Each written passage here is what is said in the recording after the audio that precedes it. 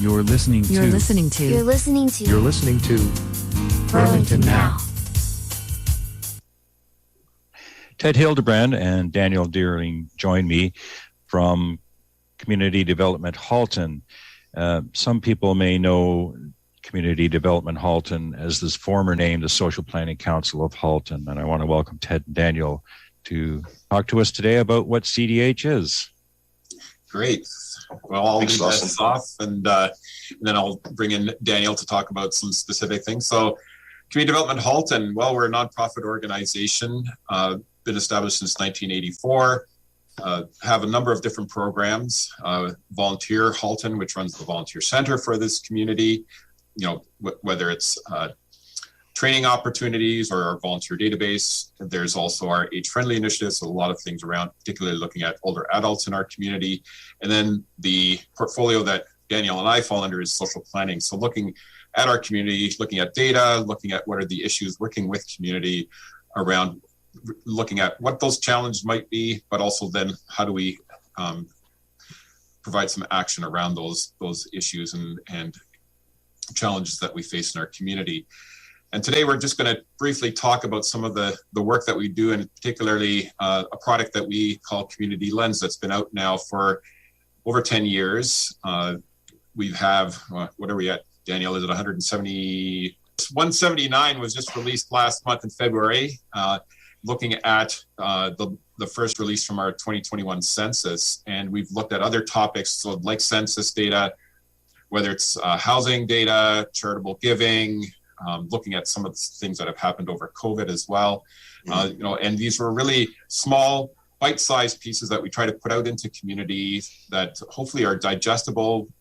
Again, that sort of short form, high level sometimes, but that allows people to start digging into what's happening in our community. And we do that in a way that often leads to further inquiries from our community, further questions about, oh, can you look at this part of our community or this other part?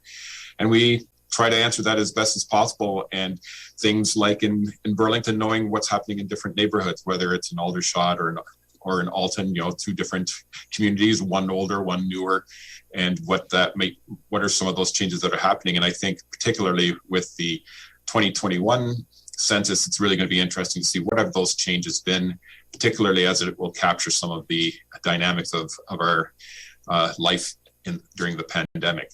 And so, Daniel, maybe I'll flip it over to you to talk about this first data release from the 2021 census and the community lens that we put out on that. Yeah. So thanks, Ted, and thanks, Lawson. So the census release from Statistics Canada arrived last month on February 9th. So what we did was we wrote a community lens on the data that came out. It's very broad, a kind of a helicopter view of the population shifts that are taking place, not just in Burlington and Halton, but across the provinces and across the country writ large. So beginning with Halton, the population increased in Halton region by almost 50,000, about 8.8% between 2016 and 2021. Now, Halton region is made up of 4 census subdivisions: Burlington, Oakville, Milton, and Halton Hills. So what we did in the community lens was we looked at not just the population shifts that took place in those census subdivisions between 2016 and 2021. We went further back and looked at how the population has changed since 1996, and we presented a graph to that effect. And what we saw in the data was that Burlington's, not just between 2016 and 2021, Burlington's growth rate in those census divisions was actually quite low. It was 2%. So an extra 3,500 people are living in Burlington in 2021 compared to 2016. Who would be the audience for this information? I at the top of my mind, okay, it's interesting that Burlington his growth rate is 2%, and given the context of the Halton region, just discussing and debating how they're going to react to the province demanding that Halton needs to grow by 1 million by 2050. That information is fine. And I can see the politicians using this information, but why would the average person be interested in? Yeah, no, I think that's a great question. And yeah, I think it's, obviously this is our first bit of data just on the population shifts. And it's really interesting because, of course, you have a community like Milton, which has been growing pretty significantly. A couple of census periods ago, it was the fastest growing community in all of Canada. It's not quite there anymore, but it still grew by over 20% in the last 5 years. So that's always an interesting piece, particularly when looking at the Halton area. But the other piece I think that's interesting, while this community lens only shows, the overall for our community, we also have the ability to look down to the neighborhood level. And I think that's where things can be really interesting. Where are those changes happening? Where are we seeing growth, and where are we seeing maybe some decline or stagnation in our different neighborhoods? What are the opportunities? And as you mentioned, Lawson, the province wants our community at the region to grow, but also then obviously each of the municipalities have to, have their share of that. We know that Burlington is built out in terms of greenfield development. Our urban boundary is set, so it's infill intensification, which can bring all kinds of different challenges as we bring that into our different neighborhoods.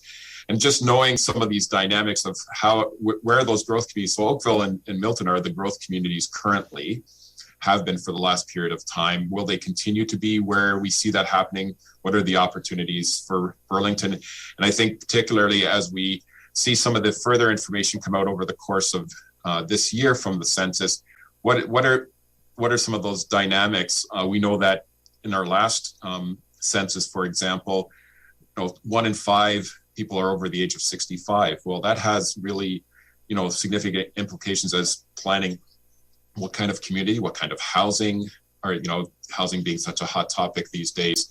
And what are those different needs as people plan? But like I said, when we have that information also at that neighborhood level, it allows us to see what are those shifting things that are happening across our community. So how can the average person that's interested in this information, where do they need to go to find out this community lens and this other information that you have? So we post all of our information on our website, Community Development Hall.